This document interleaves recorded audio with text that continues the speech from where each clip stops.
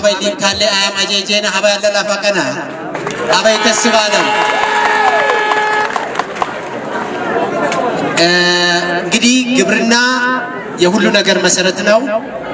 ግብርና የምግብ ዋስትናችን የስርዓተ ምግብ ችግራችንን ምንፈታበት የስራ ዕድል ምንፈጥርበት እንዲሁም የውጭ ምንዛሪ ምናስቀርበትና ለውጭ ምንዛሪ የገቢ ምንጭ ምናገኝበት ነው። በትልቁ የስራ ዕድል ምንፈጥርበትና ከድህነት ምንወጣበት ነው። በባድነ ተዜግነ ተጡቢያነይ ቢለረክቡ በያነይ ላብሌ ዶላር ረክቡ በያነይ ዶላር አውጥ በያነይ ግዝ ደግሞ በባድ ረክቡ በያነኒ ሊታይ ጃትሎ ሙክሽልናን የሮሬ በግብርነት ላይ ምካት የቴክኖሎጂ ና የገበያ ስርዓት አስተካክሎት ምካትናል ወሃን ለፍዶት የምግብ ስርዓት ማሻሻያ ፕሮግራም የኤፍኤስአርፒ ፕሮጀክት በትልቁ ይሄን ፕሮጀክት በማምጣት ለእናንተ እንዴት እንደምትቸገሩ አውቃለሁ። እናቶቻችን ጎመን ይዘው ይመጣሉ፣ አፕል ይዘው ይመጣሉ፣ ድንች ይዘው ይመጣሉ፣ ገብስ ይዘው ይመጣሉ። ብዙ ግብይት የሚደረግባት አተር የጥራጥሬ አካባቢ ነው።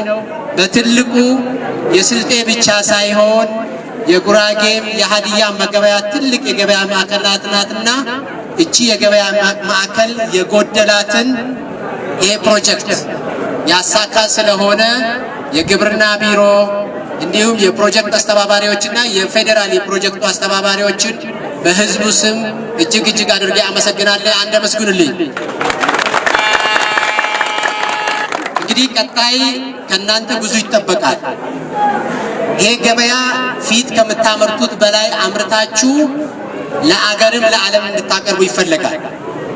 አገሪቱ በተለይ ለትልቅ ከተሞች የጎመን ምርትና የገብስ ምርት እንደምታቀርቡ እናውቃለን። የድንች ምርት ሁለተኛ ከውጭ እናመጣ የነበረውን አፕል ምርትን እያስቀራችሁ ነው። አሁን ብዙ ትልቅ ሆቴሎች ከናንተ መጥተው እየወሰዱ ነው ያሉት።